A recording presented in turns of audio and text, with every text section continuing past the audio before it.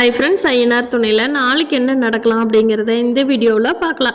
நம்ம சேனல் இன்னும் சப்ஸ்கிரைப் பண்ணாதவங்க சப்ஸ்கிரைப் பண்ணிக்கோங்க. வீட்டை விட்டு போன சோழனுக்கு இப்படி ஆகுங்கிறது எதிர்பார்க்கவே இல்லை. நிலா ஒரு வழியாக திவ்யாட்ட போய் அவங்களோட ஃபீலிங்ஸ் எல்லாம் ஷேர் பண்ணி நான் என்ன தான் பண்ணிட்டு அப்படின்னு சொல்லி பண்ணிகிட்ருக்கிறப்போ பல்லவன்கிட்ட இருந்த வந்த ஃபோனு நிலாவுக்கே பேரடியாக விழுந்துருச்சு. நிலா இப்படி ஆகும்னு நினைக்கவே இல்லை. ஒரு சீனையும் நினச்சிட்டு இருந்தப்போ தான் பல்லவங்கிட்ட இருந்து ஃபோன் வந்தது.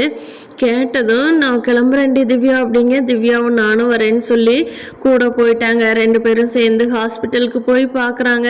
அங்கே முன்னாடி பல்லவன் தான் நின்றுட்டுருக்குறான். அதுக்கு அந்த பக்கமாக சேரனும் பாண்டியும் நின்று அவங்க அப்பா எல்லாம் உட்காந்துருக்காங்க. அப்போ வேகமாக ஓடி போகிறாங்க. பல்லவா என்னாச்சுடா, உங்கள் அண்ணனுக்கு என்ன ஆச்சுடா அப்படிங்கிறாங்க. அண்ணி தெரியலங்க அண்ணி, உள்ளே விடவே மாட்டேங்கிறாங்க.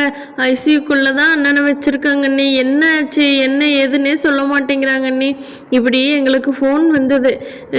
இவர் ஆக்சிடென்ட் ஆகி கீழே கிடக்குறாரு, இவருக்கு நீங்கள் என்ன ஆகுன்னு சொல்லி சோழன் அண்ணாவோட ஃபோன்லேருந்து தான் ஃபோன் வந்துச்சுங்கண்ணி. நாங்கள்லாம் அப்படியே கிளம்பி ஓடி வந்துட்டோம். என்னாச்சு ஏதாச்சுன்னு இன்னும் டாக்டர் எதுவுமே சொல்ல மாட்டேங்கிறாங்க அப்படிங்கிறா.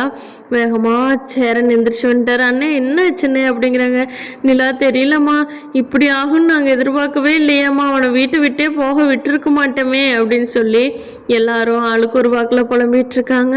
அப்போ உள்ளே இருந்து வெளியே வந்த டாக்டர், இப்போது உயிருக்கு பயக்கிற மாதிரி எதுவும் இல்லை, ஆனால் அவருக்கு ரொம்ப அதிர்ச்சியான விஷயங்கள்லாம் எதுவும் சொல்ல வேண்டாம். இப்போ ஒரு ஆப்ரேஷன் பண்ணியிருக்கிறோம், அது முடித்து அவர் கண்ணு முழிக்கிறதுக்கு 2 மணி நேரம் ஆகும். அதுக்கப்புறமா அவருக்கு ஞாபகங்கள் எந்த அளவுக்கு வருதுங்கிறது நம்மளுக்கு தெரியலை. நீங்கள் யாரும் போய் எதுவும் கவலையான விஷயங்கள் எதையும் சொல்லாதீங்க. அப்படி சொல்லி அவர் ஃபீல் பண்ணார்னா பழைய விஷயங்கள்லாம் மறந்து போக வாய்ப்புண்டு, பத்திரமா பார்த்துக்குங்க அப்படின்னு சொல்லிட்டு டாக்டர் கிளம்புறாங்க.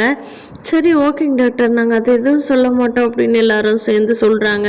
ஒருவேளை சோழனுக்கு பழைய ஞாபகங்கள்லாம் மறக்குது அப்படின்னா நிலாவை எப்படி கல்யாணம் பண்ணணும், நம்ம முன்னாடி என்ன லைஃப்பில் வாழ்ந்தோம் அப்படிங்கிறதெல்லாம் மறந்துடுமோ, இவங்கெல்லாம் அண்ணன் தம்பி அப்படிங்கிறத மட்டும் ஞாபகம் இருக்குமோ, நிலா ஒய்ஃபுங்கிறத மட்டும் ஞாபகம் இருக்குமோ, பழசெல்லாம் மறந்துடுமோ, என்ன ஆகும் அப்படிங்கிறத பொறுத்திருந்து தான் பார்க்கணும். நீங்கள் என்ன நடக்கும் அப்படிங்கிறத கமெண்ட்டில் சொல்லுங்கள்.